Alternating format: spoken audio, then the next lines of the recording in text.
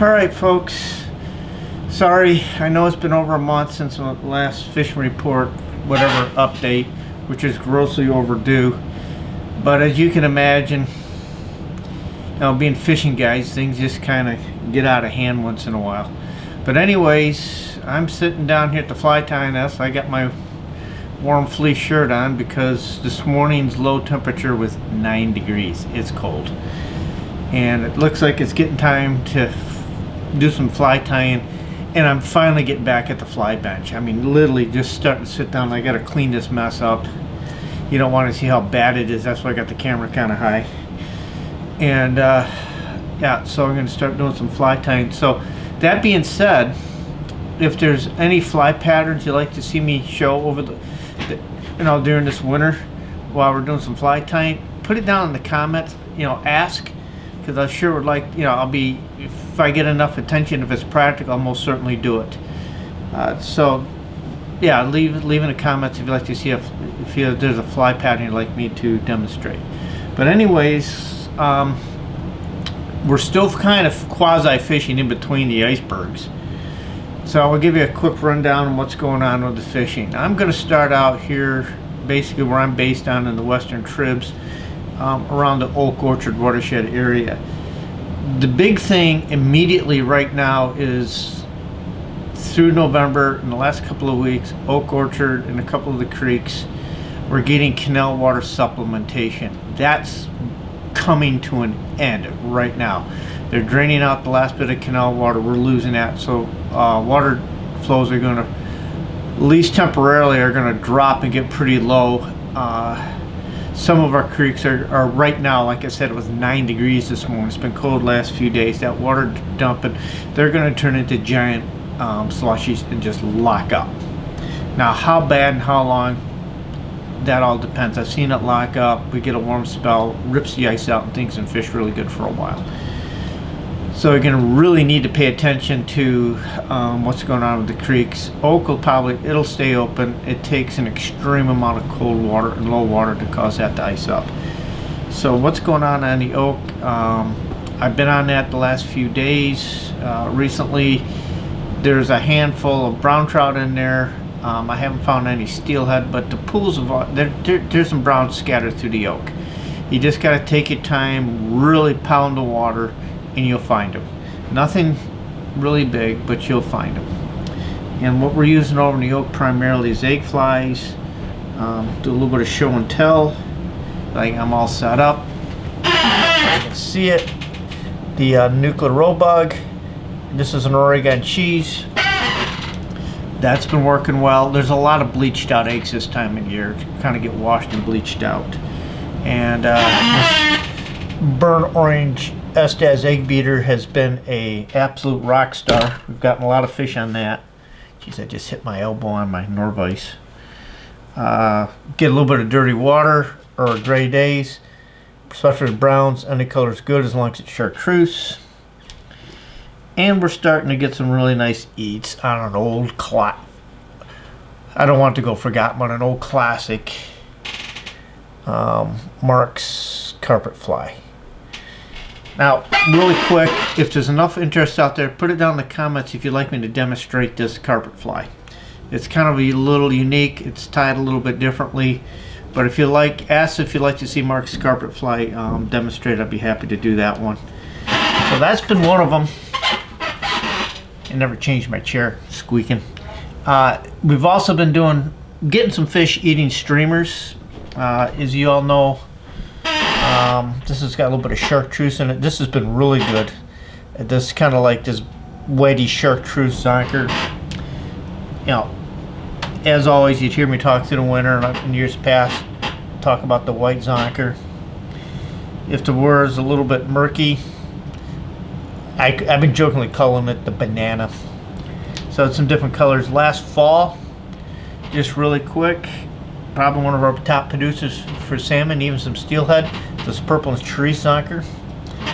I just want to give this thing a great mention because last fall this thing really worked.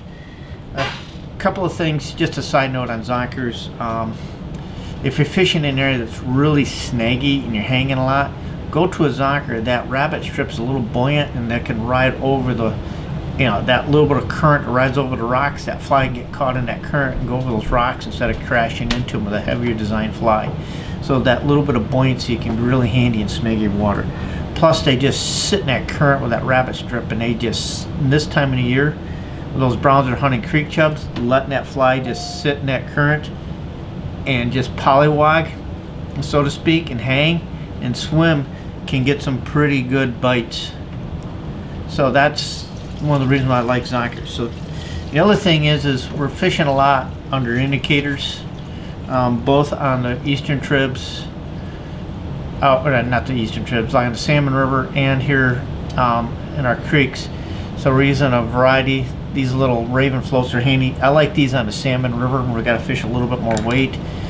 Airlocks are great. Couple different sizes here. Airlocks are really good. They're handy. I like them because they don't chew up the leaders. But anyways, so that's kind of what's going on with the flies here in the east, or excuse me, here in the western tribs where I've been hanging out. Both the creeks and Oak Orchard. That's been my gauntlet in both watersheds. It's been primarily brown trout. I haven't only bumped into a small handful of steelhead, which really surprises me. I'm hoping that behind this freeze we get some snow, some water, we'll get a thaw, we'll get some high water, maybe after Christmas, the holidays, and that could cause a burst of steelhead showing up. So that's kind of in my mind what I'm hoping to see. Right now it's leftover brown trout, post-spawn browns. A lot of them are just average fish, around 24 inches, 24-inch trout average, yeah. So that's kind of what's going on here. If you're trying to get out, just be mindful we're going to have some ice. You want to check your water conditions where you go. Be a little bit flexible about where you fish. You may have to bounce around to find some open water and some fishable water, but if you find any pockets, deep water, there should be some browns in there. So that's kind of what's going on here on the western tribs. Let's shift over to the Salmon River watershed. A lot's been going on there. Right now the water flow, I just took a quick look, it's just under 1,000. It's like 900 and some, but it's a 750 release from the dam. Right now I took a look at what's going to the north branch. It's under 200 CFS. I truly believe they're going to start dropping that water flow here very soon, so keep an eye on your water flows. The upper fly zone's obviously closed right now. Lower fly zone is open. But there's a lot of fishing pressure in the lower fly zone down through Altmar mid-river. Noteworthy fly pressure. A lot of boat traffic. It's pretty heavy, and that's had a negative effect on the fish. So there's a lot of fish in there. They're just really crabby. Part of it is that water temperature over the last couple of weeks has plummeted, as you can tell with the cold and snow. So we're now into full winter control, and these fish get really groggy during the winter. You put a bunch of boat traffic on them, guys dropping anchors on them, they'll get a little grumpy. But then again, so that you got to be right on your presentation. But you can still pick a few fish up. It's just that it's going to be a slow pick. At this point on, I think, in the upper river through the winter, so everything's just slamming into winter conditions. With these cold mornings, I know Ricky said one morning it was sub-zero, so I can imagine there's some slush in the morning, so you may want to consider starting your day a little bit later because of the slush issues. And just be mindful that there's a lot of pressure and the fish are really crabby, and you're going to have to be really precise with your drifts. They are picking a few stuff up on egg patterns still. I would recommend something like this Oregon cheese roll bug because there's a lot of bleached eggs in the system. The other thing is these fish are shifting over to bugs, so a lot of like little brown stoneflies, black stoneflies, all your favorite little winter steelhead nymphs are time to play with those. The swing has been getting kind of sketched because of water temperatures, so it's turning into more of a drifting under an indicator drift management device, as I like to call them.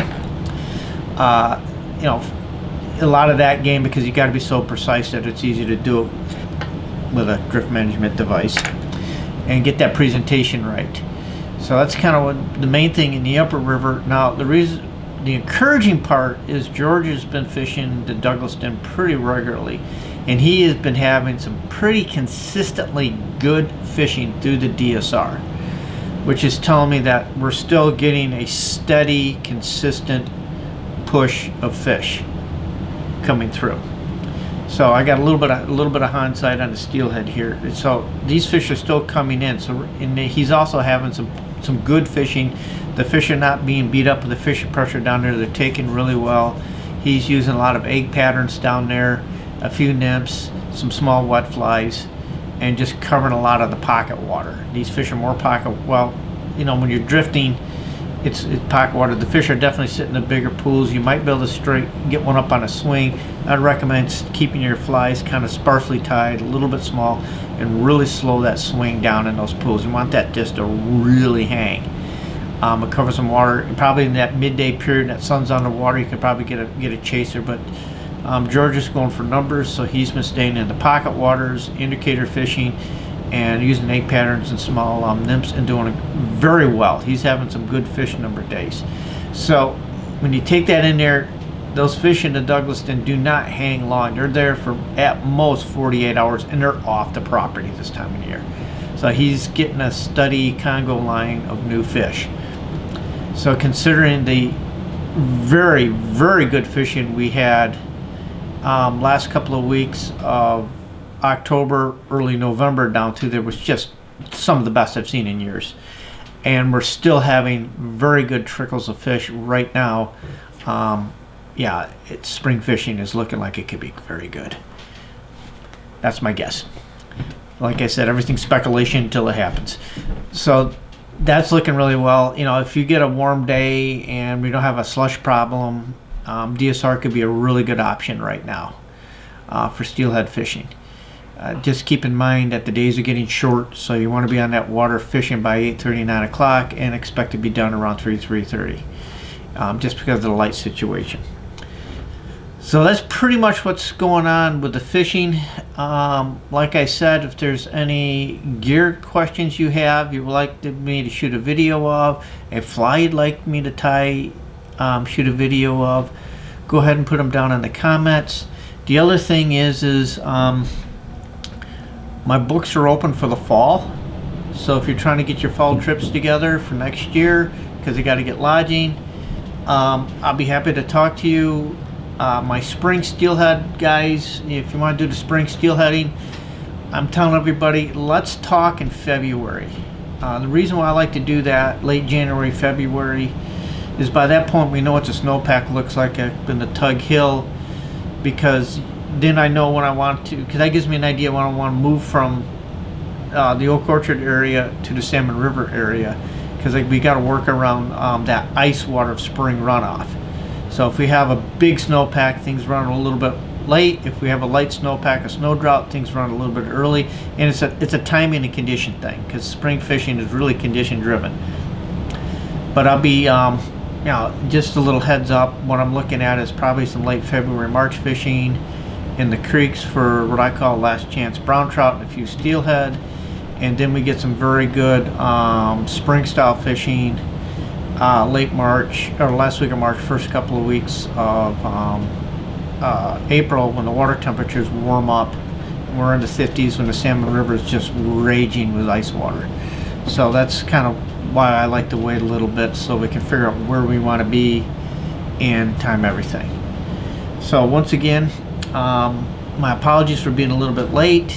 You got anything you'd like to see for a video, put it down in the comments. Otherwise, stay warm, and when we get a break, I might see you on the river. See you, folks. This is Jay at JPEG Guides and Lost River Fishing. We are a year-round fly fishing catch and release guide service. We fish the Lake Ontario tributaries, and then during the spring and the summer we also fish the inland trout streams, classic dry fly fishing. During the heat of the summer, we will do the warm water fishing for bass and pike. If you're interested in any of our outings or have any questions, please feel free to email us at fish@lostriversfishing.com. Hope to hear from you, and if you have any questions, feel free to contact us.